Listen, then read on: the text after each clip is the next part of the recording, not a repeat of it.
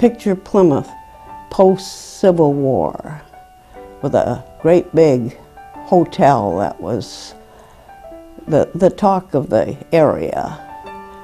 And the railroad had come through, and this was quite the center.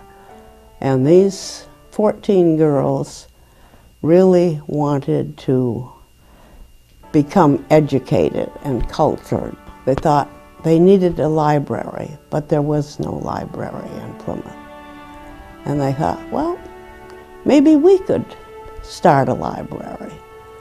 And they talked, and if you could imagine 14 high school age girls getting all excited about something.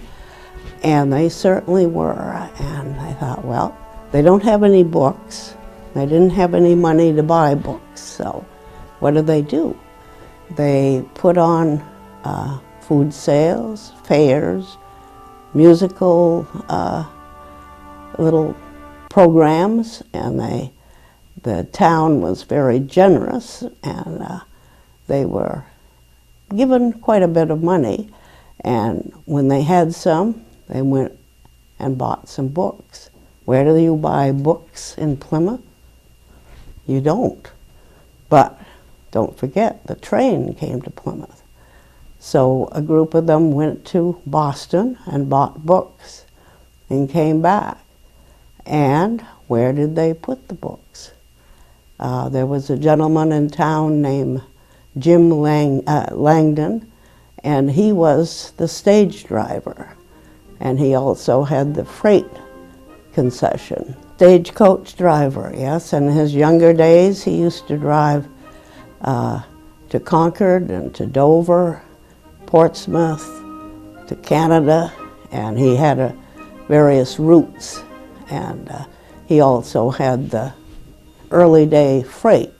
And after the train came through, he still did things with freight.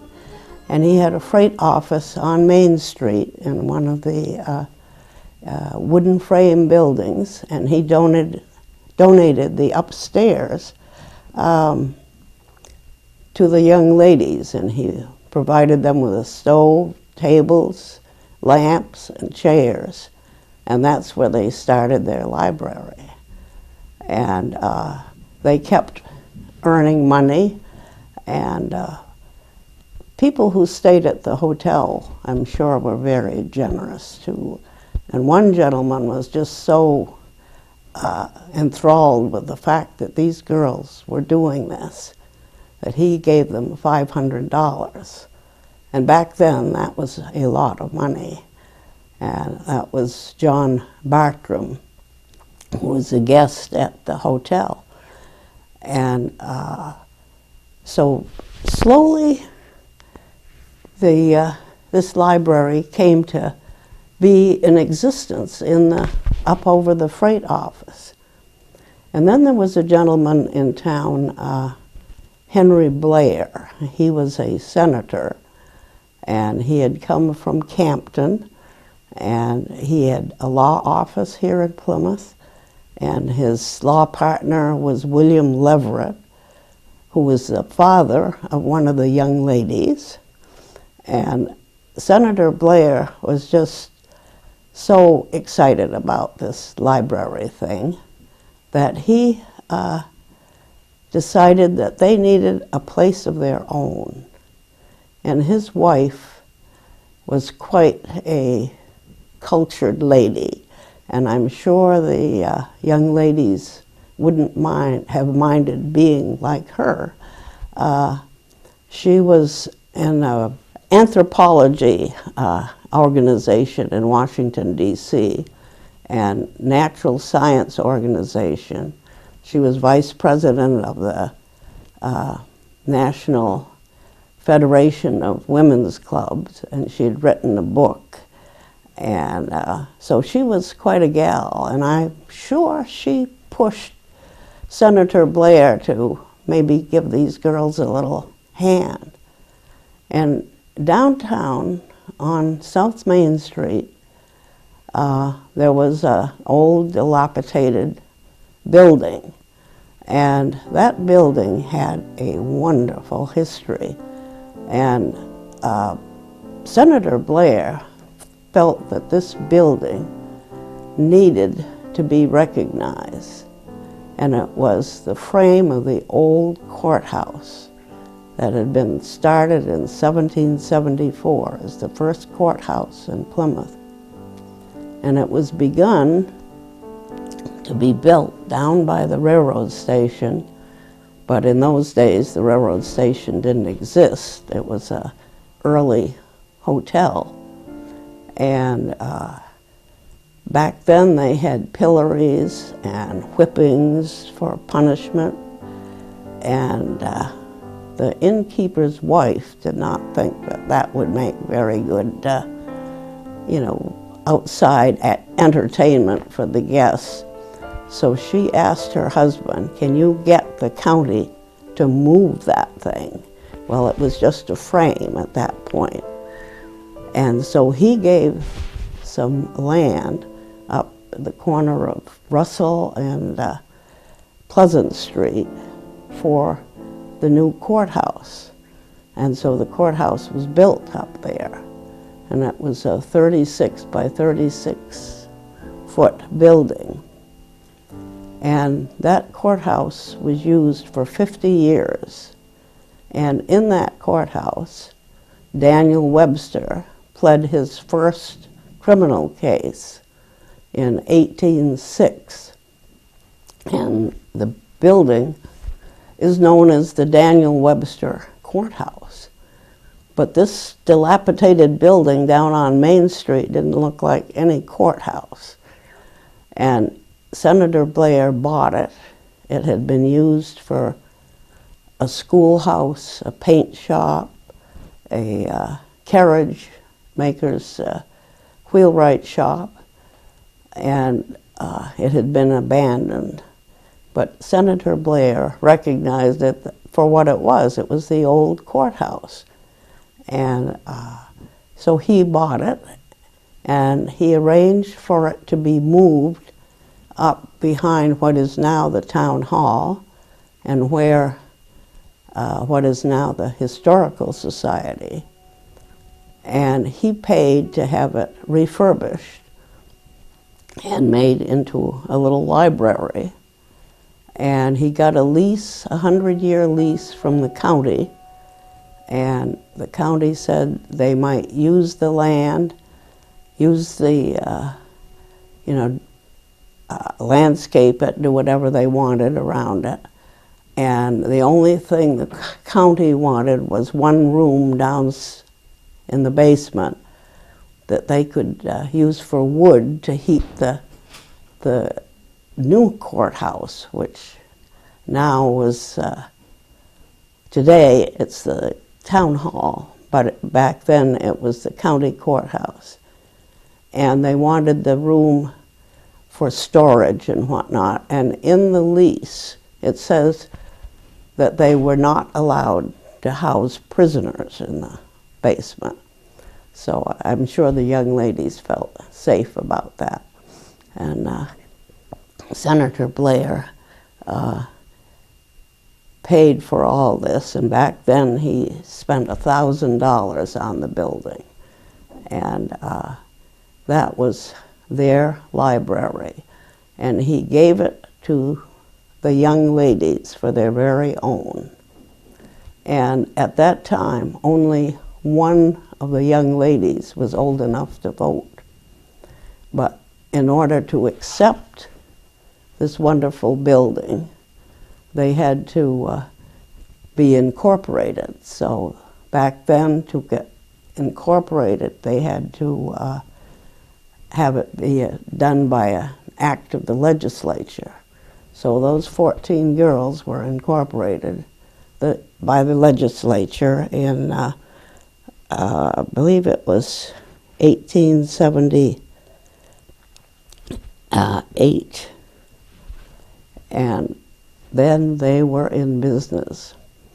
And they ran that library. They were the librarians, and they cleaned it and had the books. And they earned more money, and they kept trotting down to Boston and getting more books. And the library slowly through the years grew, and in 96, the town voted to give them $300 a year. And at that time they had, the town voted in 3 trustees to run the library, and or not to run the library, but the town owned all the books of the library, and the young ladies ran the library and paid for the upkeep of the building. And that arrangement lasted for over 60 years.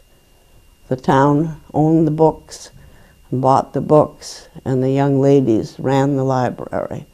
And we have old checkbook stubs and whatnot, and the librarians got paid by the young ladies, and the janitors got paid, and they just ran that library. And they started in 1878, and in 1989, I believe, they moved out of the library into a new facility. But for all those years, that was the town library. And people who have lived in town for quite a few years that remember that as the library. I mean, that is the library. And needless to say, in the 1980s, that building was full to the brim.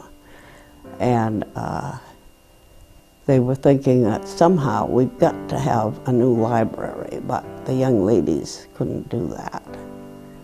And then one of the young ladies passed away and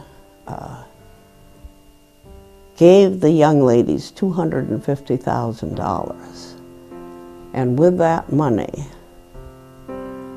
they continued to think about a new library, and they couldn't build a new library with that. But they went looking for a location, and they had committees and search committees, and they did surveys, and they ended up thinking that the Pease homestead, and the woman who donated the $250,000 was Charlotte Pease, sister to Harl Pease, for whom the Air Force Base is named. And they invested that $250,000, and it grew to $650,000. And then they felt they could go ahead and build the library. And they chose this spot, Pease, where the Pease House was, and the Pemigewasset National Bank owned the property and the house, and they donated the land to the town, and the monies from the Pease estate built the first library here without a cent of town money being in that. And then they had a large moving day when all the books moved from the little building to the new Pease Public Library. And so the young ladies were 100% responsible for the Pease Public Library. And of course, as people know, that it's a big going concern, and it was so popular that in a few years it needed to be re-enlarged,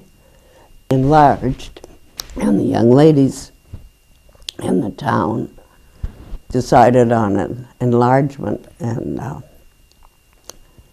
the young ladies donated $100,000 of their money toward this enlargement.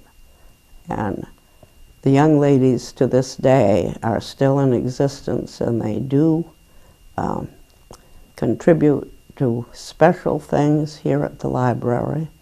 But the young ladies do a lot of other things for the library. And it all came about because of those 14 young ladies in Plymouth. And I think it's quite a story.